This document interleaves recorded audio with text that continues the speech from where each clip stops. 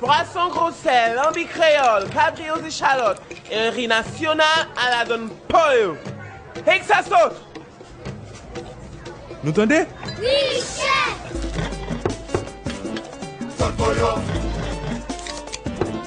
Don pollo. Don pollo. Don pollo. Don pollo. Don pollo. Don pollo. Don pollo. Don pollo. Don pollo.